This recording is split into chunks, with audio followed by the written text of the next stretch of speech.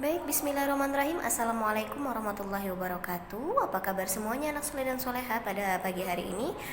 Ustazah berharap kabar semuanya anak soleh dan soleha dalam keadaan sehat. Amin amin ya robbal alamin.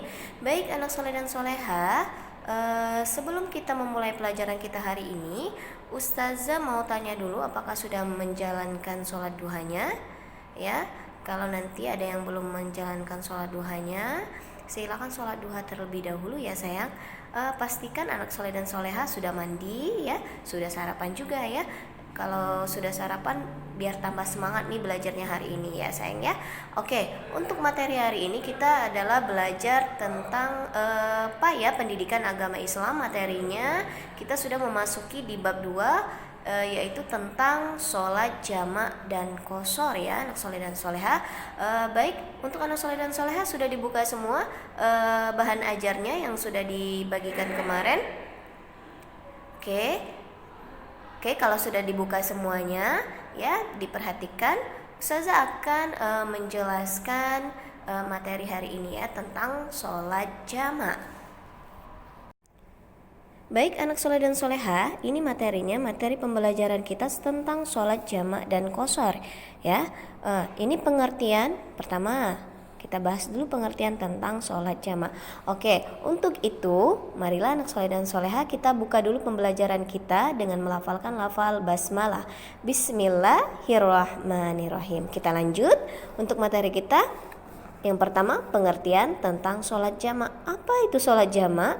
Ya, jadi sholat jamak itu ya adalah sholat yang menggabungkan dua sholat fardu ya sayang ya, dan dilakukan pada satu waktu saja, bisa di awal atau bisa juga di akhir. Nah, dalam memahami sholat jamak ini juga harus tahu terlebih dahulu sholat apa saja yang bisa dijamak atau digabungkan menjadi satu waktu.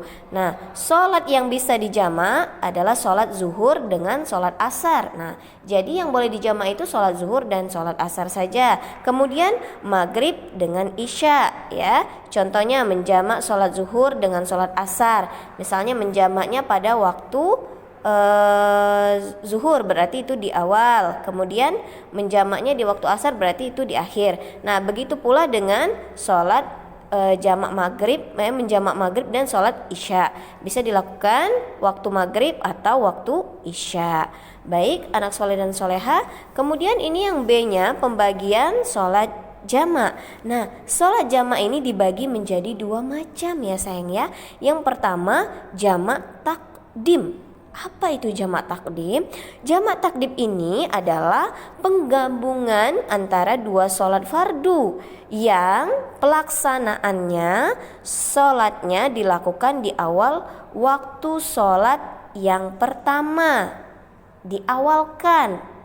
Tadi Ustazah sudah sebut misalnya di atas tadi sudah dijelaskan, misalnya dilakukan pada waktu zuhur berarti sholat asarnya digabungkan pada waktu zuhur.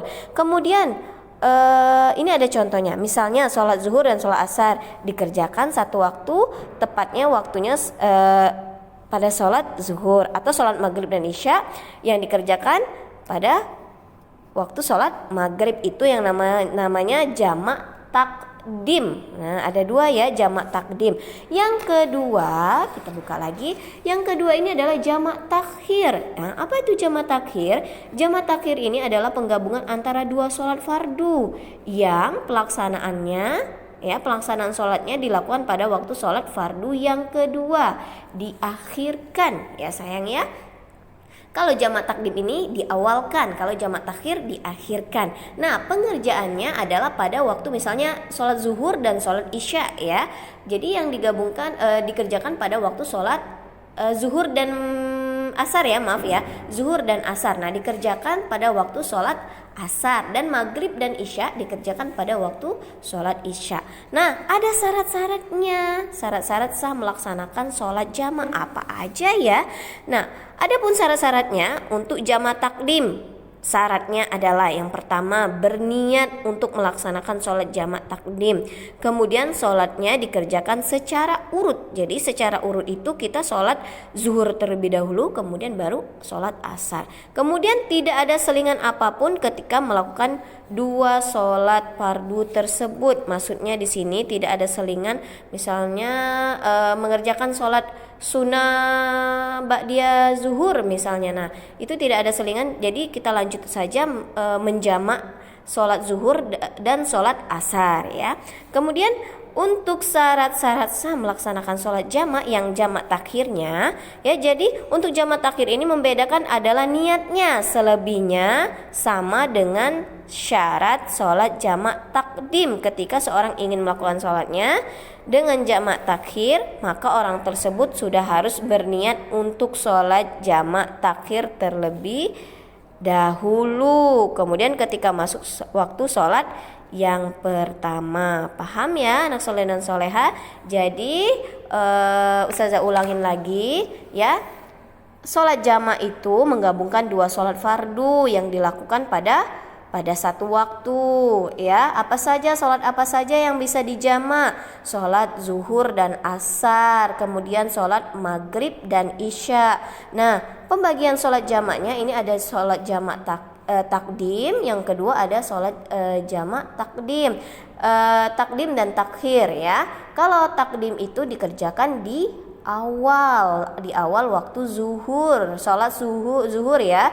Kemudian kalau takhir itu dikerjakan pada akhir atau diakhirkan pada waktu asar. Begitu juga dengan sholat maghrib dan isya ya sayang ya. Mungkin itu saja penjelasan dari Ustazah.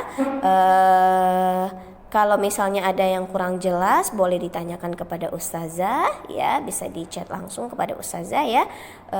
Baik anak soleh dan soleha, semoga apa yang kita pelajari hari ini bisa menambah ilmu kita ya, menambah wawasan kita lagi ya sayang ya. Oh tahu, berarti kita sholat itu bisa digabungkan. Nah nanti selanjutnya kita akan mempelajari apa saja yang bisa kita lakukan ketika sholat jamaah. Misalnya berarti Ustazah kita bisa semua ya.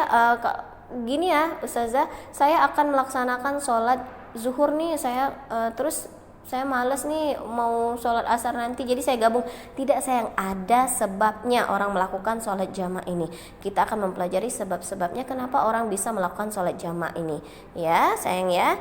Jadi jangan misalnya nanti siang nanti digabung lagi sholat zuhur dan asarnya ya. Nanti ada sebab-sebabnya, nanti kita pelajarin selanjutnya ya sayang ya.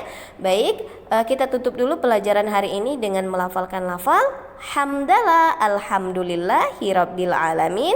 Wassalamualaikum warahmatullahi wabarakatuh.